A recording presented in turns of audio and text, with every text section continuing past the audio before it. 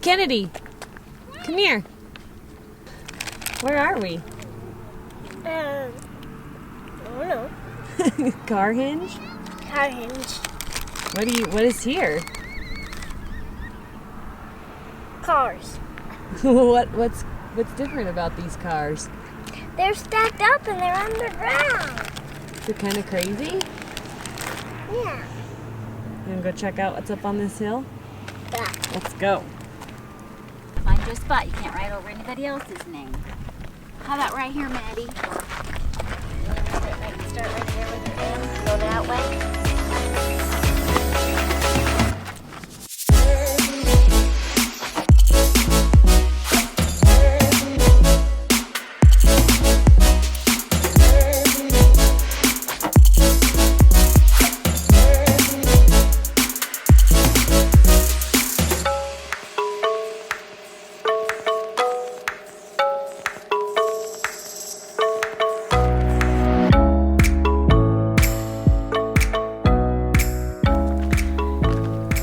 This is Carhenge. I thought it was actually just the Carhenge circle, but there are actually other statues out here. And there is one car that you can sign, and we left a trail less traveled on there, so you can find it if you're out here. We'd love to see an Instagram picture of it if you happen to be out here and find the trail less traveled signature on the white autograph car. But we're checking out all the other exhibits because there's like the Four Seasons, which is behind me here, this noisy wind thingy, and then we're headed to the dinosaur because Ollie had to go to the dinosaur. So that's where we're headed down to next. So it is a little bit more than just a stop and look at Carhenge. And there's a little like convenience store, so you can get some snacks, use a restroom. They have some souvenirs and things like that. So there's a stop off on the road. So it's actually kind of cool. I mean, somebody took a lot of time to put all this artwork together, and like it's just a place that you've heard about since you were a kid, and so it's just kind of fun to actually come and see it. And there is RV parking, so that's a bonus.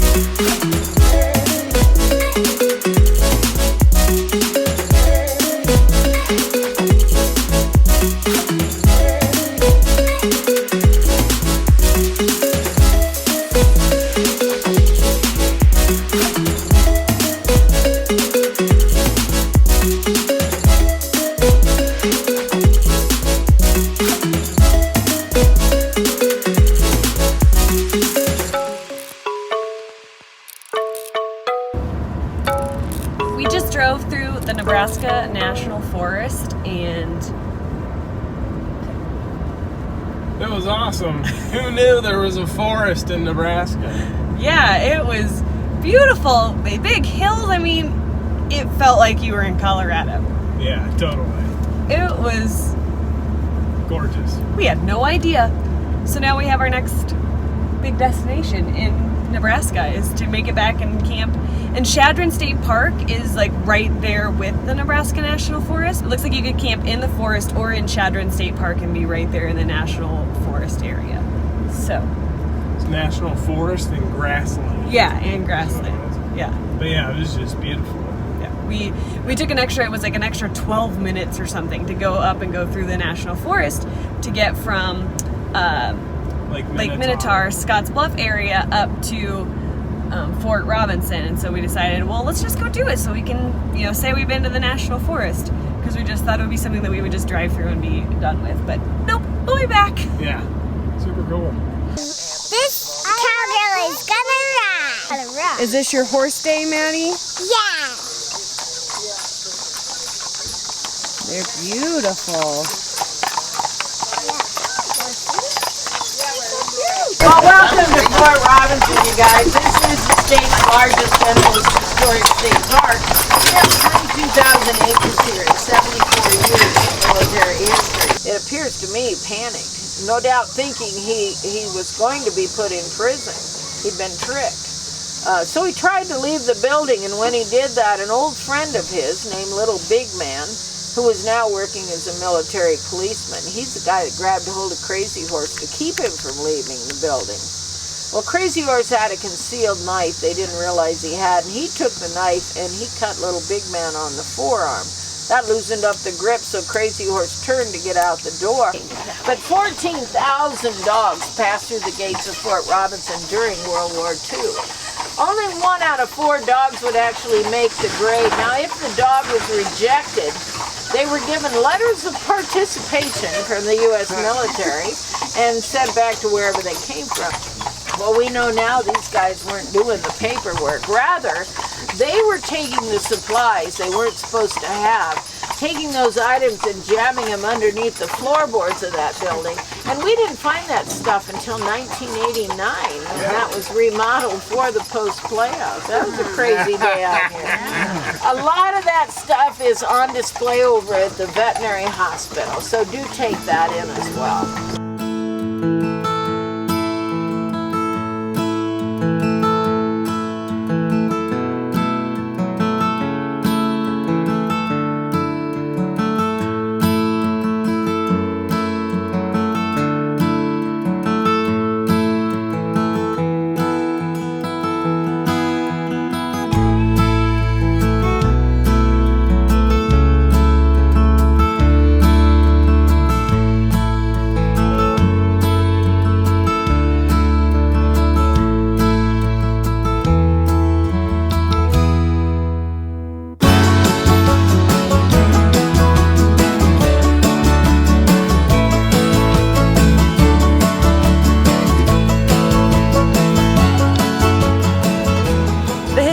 Tour really told us a lot about the fort and all of the things that happened here, and really there was quite a bit. They had I mean, from the things that you hear about, like Crazy Horse's death, to things that you didn't really necessarily probably know about Fort Robinson, like the USDA was based here for a long time, but they were destroying all of the historical buildings, so they ended up relocating the USDA because people started complaining that they were tearing down all of these buildings, and then they started doing like military dog training, and there was like tens of thousands of dogs here at one point, so it's really got a unique history with a lot of different uses throughout the years, you know, since back in the 1800s, until it, you know, turned into a state park, which I believe was in the 1960s. I'll double check my dates though.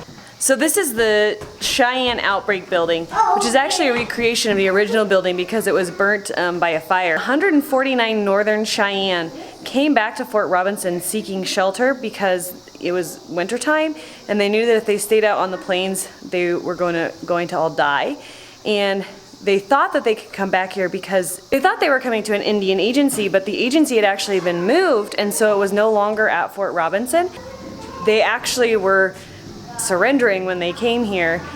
So then the Army put them up in these barracks, and inside this building, 149 Indians were kept, and then eventually they were locked in.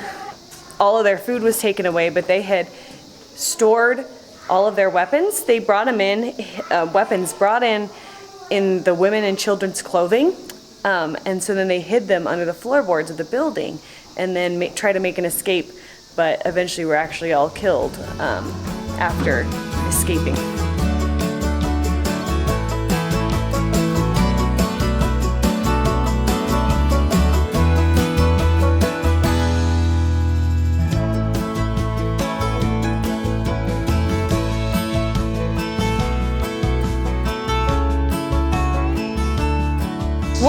things about coming and really actually seeing history in action, seeing where it all really took place, is the kids really sink a lot of this stuff in. When we were walking up to the Cheyenne Outbreak building, we were talking about what happened in the building after we had been on the historical tour, and Madison was actually the one that remembered that the weapons, the guns, the ammunition was hidden in the women's and children's clothing, in their baby items. And it was several hours after we took the tour. So, you know, they really do, even if you don't think they are, they do soak some of this stuff in. So it's just really neat that they soak all that stuff in that well. Ollie, did you see him in there? I think I saw Look in the that door. in one of the maps. Wow, dude. You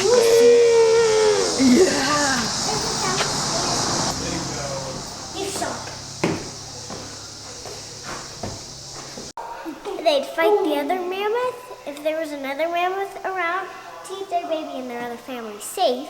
So that's what they do, is they fight, and then they'd stay with the child, the mom, and they'd stay with the child. These remains were discovered, and they were actually interlocked. They had been fighting, so they're laid out exactly how they found them, and they were fighting when they fought to the death. Yeah, the encounter with two of them, what are they called? Woolly mammoths. Yeah. And so the guy was witnessing them, they interlocked and broke one of the tusks off. And so then the other one gorged him with his other tusks and repeatedly did it for over an hour until he died himself. So they both died. Both died. So they were mean. That's an example of too much testosterone. Well, I just learned. I kind of learn about other things, like I sometimes learn about nature. Mm-hmm. And this was one of the animals I learned about. Cool. I learned about a lot of animals.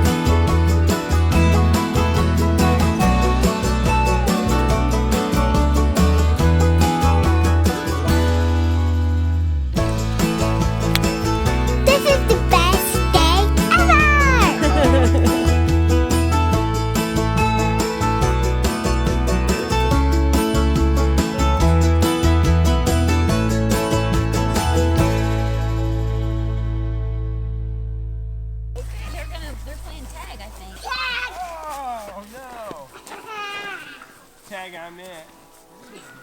Well, you're supposed to run away from me. Where are we? What are we doing? Well, we're at Fort Robinson still, but we came on this Chuck Wagon Buffalo ride. stew dinner. Buffalo stew. They had a steak dinner one we wanted to do, but that was on a night that we aren't going to be here, so we chose to do this one, and it's awesome. Yeah, the stew is so good. Yeah.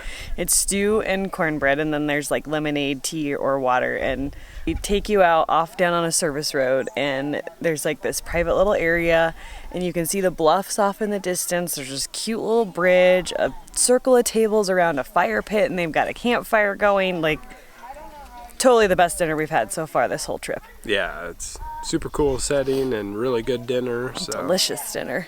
definitely worth it. Yes. So, and Maddie just Maddie loved it. Like she was. Yeah, she's just beaming. Yeah. And now they're sitting around the campfire because we all finished up eating and yeah, waiting to go back. But we highly recommend doing the buffalo stew Chuck Wagon dinner. Yeah, because of how good this is, I think we're gonna try and do a Jeep ride. Yes. For sure. So. And a breakfast. Yeah. So. Yeah. Well, would you like to come with us on those? We'll take you.